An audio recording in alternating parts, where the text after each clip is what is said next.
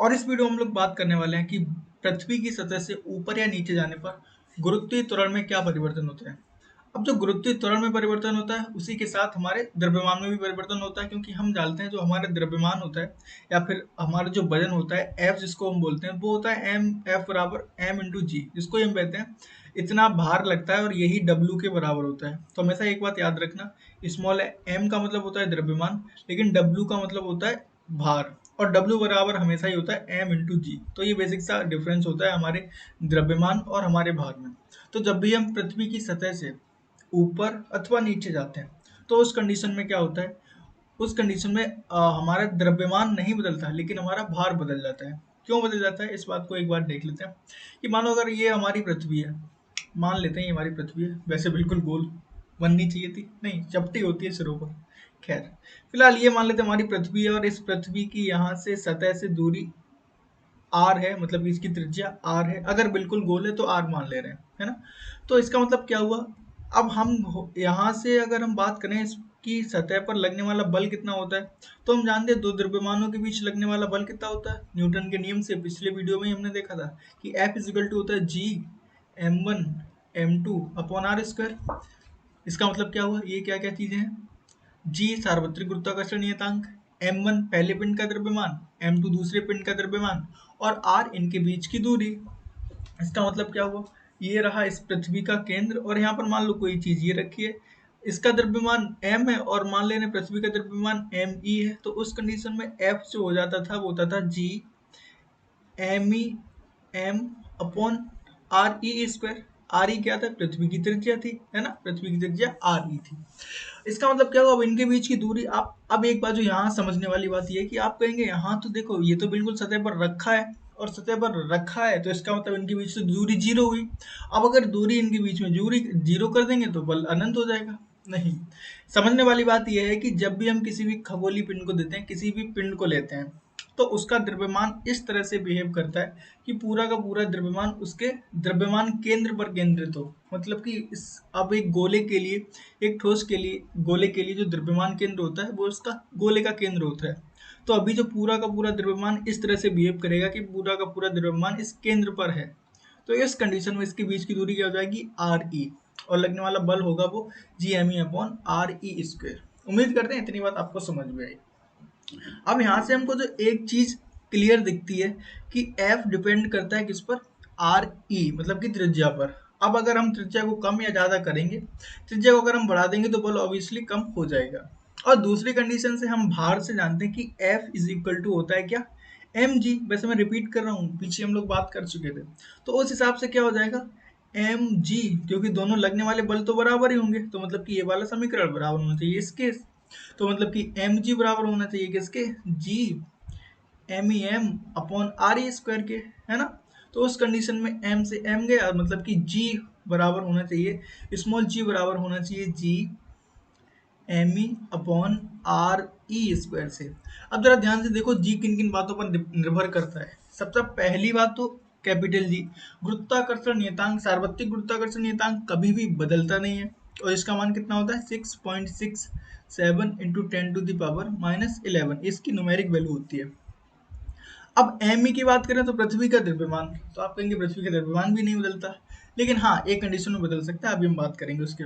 तो फिलहाल त्रिज्या की बात कर लेते हैं। तो अगर हम यहाँ से ऊपर या नीचे जाएंगे तो दोनों ही कंडीशन में क्या होगा, आर ई, मतलब कि आर ई यहाँ पर क्या थी, दोनों के बीच की दूरी। तो देखो दोनों के बीच की दूरी ऊपर जाएंगे तो बढ़ेगी और नीचे जाएंगे तो कम होगी, है ना। तो इस तरह से दोनों का बदलता है। अब हम मान लेते हैं कि यहाँ जब पृथ्वी की सतह पर रखा तो ये था। अब इस दूसरी कंडीशन में माना यहाँ से लेके वो एच ऊंचाई पर और चला गया, मतलब आर ई पहले ही था, आर ई से एच ऊंचाई पर और चला गया। तो उस कंडीशन में जो गुरुत्वीय त्वरण हो जाएगा वो तो डी जी डैश बराबर हो जाएगा जी एम ई बटे, अब दूरी कुल हमारी कितनी होगी, आर ई प्लस एच और उसका होल स्क्वायर, है ना। तो इसका मतलब क्या हुआ, ये पहली स्थिति में जब सतह पर था और ये दूसरी स्थिति में, और हमें क्या निकालना है, दोनों का संबंध, मतलब कि दोनों में किस तरह से परिवर्तन होता है। तो उस कंडीशन हमने क्या कह दिया, हमने कहा जी डैश बटे जी, ये क्या होगा, इन दोनों समीकरण को हम भाग दे रहे थे, तो दोनों समीकरण को भाग देने के लिए जी एम ई बटे आर ई प्लस एच और उसका होल स्क्वायर, और इसके बटे में क्या कर दिया, इसके बटे हमने कहा जी एम ई बटे आर ई का होल स्क्वायर, है ना। अब देखो यहाँ से क्या होगा, नीचे वाले भिन्न को ऊपर करके उल्टा गुणा कर देते हैं, तो मतलब कि जी डैश बराबर हो जाएगा, जी डैश बटे जी बराबर होगा जी एम ई बटे आर ई प्लस एच और उसका होल स्क्वायर और गुणा में आर ई होल स्क्वायर बटे जी एम ई, है ना। तो जी एम ई से जी एम ई हो गया कैंसिल, मतलब कि जी डैश बटे जी, ये हो गया आर ई स्क्वायर बटे आर ई प्लस एच का होल स्क्वायर। इतनी बात समझ में आई। इसका मतलब अभी हम क्या कर रहे हैं, पूरे समय इस वाले हिस्से को आर ई से भाग दे रहे हैं, मतलब कि ऊपर भी आर ई का भाग और नीचे भी। तो जब हम ऐसा करेंगे तो जी डैश बराबर हो जाएगा जी डैश बटे जी बराबर ऊपर आर ई का भाग करेंगे तो आर ई बटे आर ई मतलब कि 1 और 1 का वर्ग 1 ही होता है। नीचे देखो जब आर ई का वर्ग करेंगे तो दोनों में होगा, जब दोनों में होगा तो यहाँ हो जाएगा 1 plus H upon R E और उसका होल स्क्वायर, है ना। तो इसका मतलब अब हमारे पास g निकल के जो आया, जो g आया वो क्या था, g डैश बराबर g into 1/1 plus H upon R E और इसका होल स्क्वायर। तो एक समीकरण हमारे पास ये आ गया। यही है कि हम जिस तरह से ऊपर जाएंगे या फिर नीचे जाएंगे तो गुरुत्वीय त्वरण में किस प्रकार से परिवर्तन होगा, तो ये बहुत इंपॉर्टेंट है।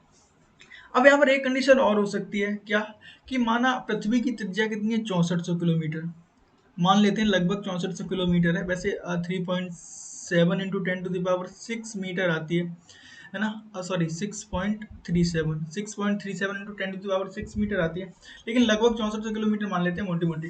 ठीक है, तो ये क्या हुआ, अभी इतनी 6400 किलोमीटर त्रिज्या है। हम कहें कि हम पिंड को ना 64 किलोमीटर ऊपर नहीं ले गए, हम मतलब कि यहाँ से लेके यहाँ तक 6400 किलोमीटर थे, अब हम कह रहे हैं पिंड को मान लो 10 किलोमीटर ऊपर ले गए या 20 किलोमीटर या 50 किलोमीटर। तो इस कंडीशन में क्या देखो, 50 10 20 ये 6400 की अपेक्षा बहुत छोटी है ना।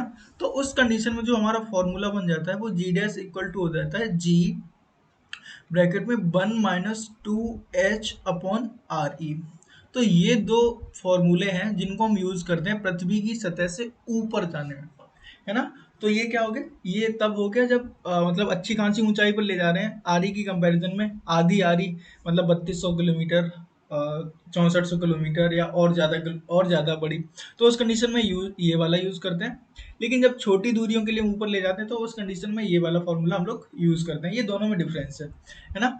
ये वाला भी हम लोग यूज कर सकते हैं, तो लगभग अप्रोक्स इतना ही मान आता है, थोड़ा बहुत अंतर आता है, तो दोनों ही ठीक है ना, हम कोई भी यूज कर सकते हैं। बस प्रीफरेबल ये है कि जब कम दूर ये हो तो ये वाला और ज्यादा हो तो ये वाला। आगे अगर हम बात करते हैं कि पृथ्वी की सतह से नीचे जाने पर, तो देखो क्या होगा उस कंडीशन में।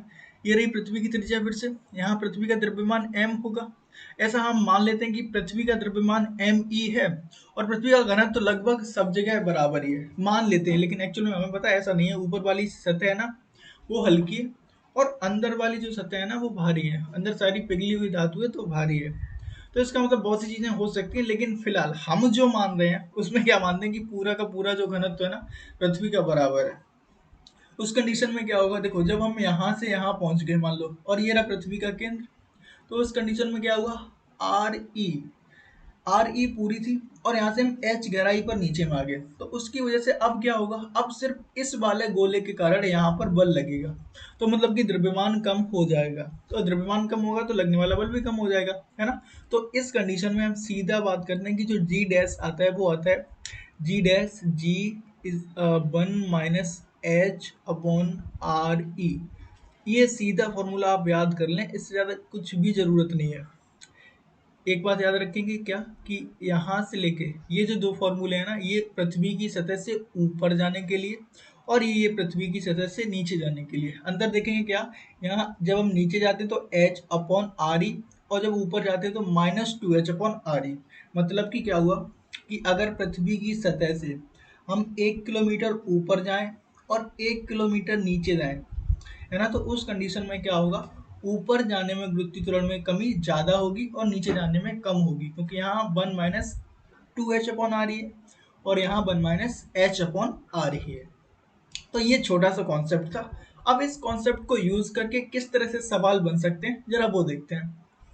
चलिए, कह रहा है पृथ्वी की त्रिज्या लगभग 6400 किलोमीटर है। हाँ तो ठीक है, हम मानते हैं लगभग 6400 किलोमीटर है। अब पृथ्वी की सतह से 12,800 किलोमीटर ऊपर जाने पर आपका भार कितना हो जाएगा? तो इस कंडीशन में क्या कह रहा है कि ये मान लो पृथ्वी की त्रिज्या है, ये 6400 किलोमीटर दी गई है और हमसे यहाँ से कह रहा है कि 12,800 किलोमीटर ऊपर चले गए, है ना। तो ये थी आर ई। जरा देखते हैं, तो हमें पता था जब ऊपर जाने पर किस तरह से बदलता है। तो जी डैश बराबर क्या हो जाता है, जी अपॉन में 1 + h/r e और इसका होल स्क्वायर। बस हमको सिंपल सा मान रखना है, सिंपल सा, है ना।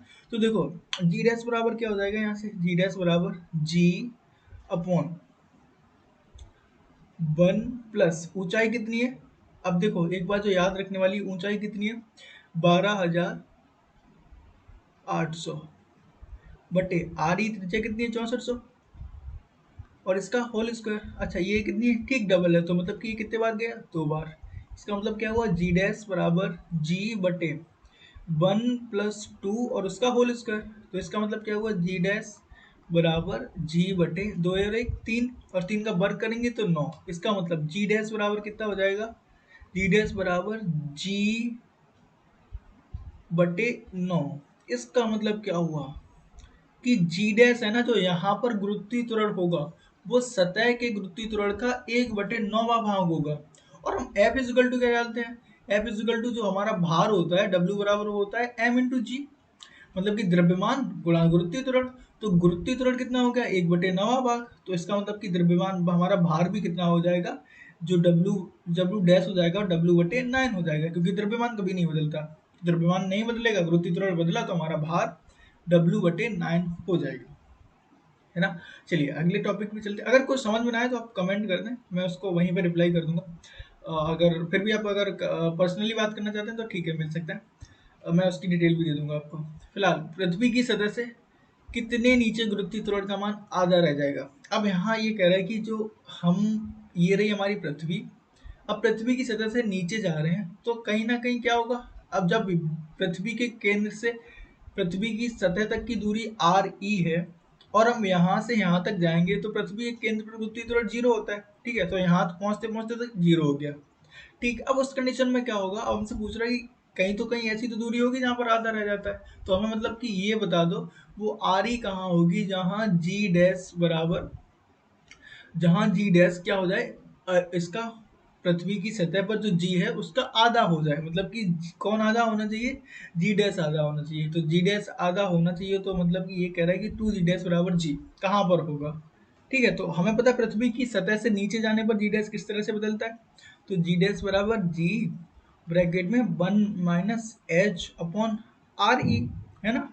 तो बस इनके मान रख देंगे, तो मतलब कि हम जी की जगह क्या लिख सकते हैं, 2 जी डैश लिख सकते हैं। तो जी डैश बराबर 2 जी डैश ब्रैकेट में 1 - h/r e, है ना। इस जी डैश से ये जी डैश कट गया, है ना। ये जो 2 था ना, ये 2 था उसको वहीं रखा और बाकी दोनों को इस तरफ ले आए। तो ये क्या हो जाएगा, 2 बराबर 1 - h/r e हो गया।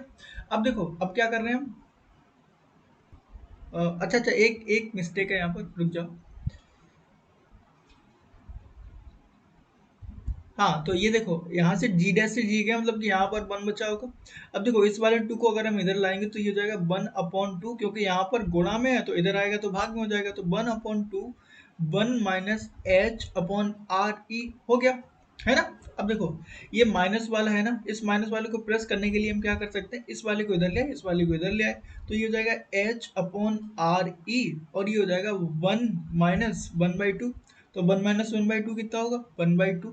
मतलब कि h/r e बराबर कितना हो गया, 1/2।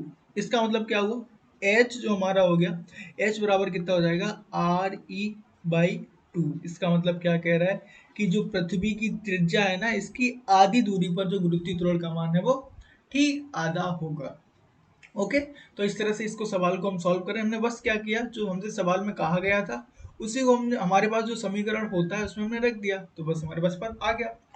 ठीक, अगला सवाल कह रहा है पृथ्वी की त्रिज्या लगभग 3200 किलोमीटर, मतलब कि यहाँ पर एक मिस्टेक है। कह रहा है पृथ्वी की त्रिज्या 6400 किलोमीटर है। 6400 किलोमीटर है और सतह से 3200 किलोमीटर ऊपर जाने पर जी का मान कितना होगा? यदि पृथ्वी की सतह पर जी का मान 10 मीटर प्रति सेकंड स्क्वायर है, ठीक है। तो हमसे क्या कह रहा है यहाँ पर, जो हमको दिया गया है कि आर ई बराबर 6400 किलोमीटर है, ठीक है। उसके बाद कह रहा है कि पृथ्वी की सतह से, तो मतलब कि एच बराबर कह रहा है कि 3200 किलोमीटर ऊपर जाने पर जी का मान क्या हो जाएगा, मतलब कि जी डैश हमसे पूछ रहा है और जी हमको दिया है 10, ठीक। अब पृथ्वी की सतह से एक बात याद रखेंगे कि 3200 किलोमीटर 6400 की अपेक्षा में अच्छा खासा वैल्यू, अच्छी खासी वैल्यू है, मतलब कि लगभग आधी दूरी तक जा रहे हैं, तो नगण्य मानेंगे तो नहीं छोड़ सकते। तो इसका मतलब कि जी डैश बराबर जो हम यूज करेंगे वो G upon 1 plus H upon R E और इसका होल स्क्वायर। बस इस समीकरण को यूज करना है और हमें सबके मान रख देने हैं। तो देखो क्या करके मान रख रहे हैं, तो जी डैश बराबर जी का मतलब 10 1 प्लस एच का मतलब 3200 किलोमीटर, तो 3200 बटे 6400, तो दिख रहा है ठीक डबल है का होल स्क्वायर। तो मतलब कि जी डैश बराबर 10 बटे, ये ठीक दो बार गया, मतलब कि 1 प्लस 1/2 और उसका होल स्क्वायर।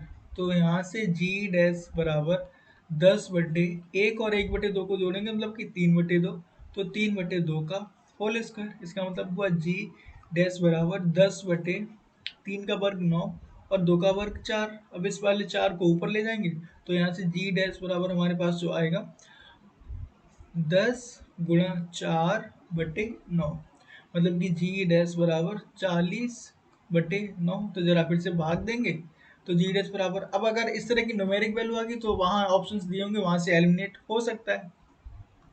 तो जरा 9 इसका भाग देंगे, तो 9 4 जा 36, तो मतलब कि 4 जा 36, फिर से 4 बच रहे होंगे, तो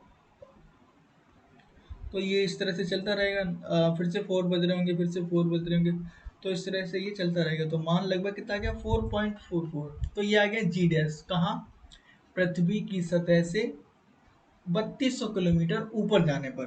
तो मेक श्योर आप यहाँ पर इस तरह के सवाल करने में कोई भी मिस्टेक ना करें।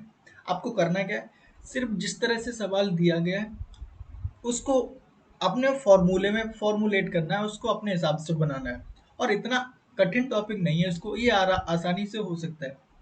तो ठीक है, ये था वीडियो का एंड। तब तक के लिए बेस्ट ऑफ लक।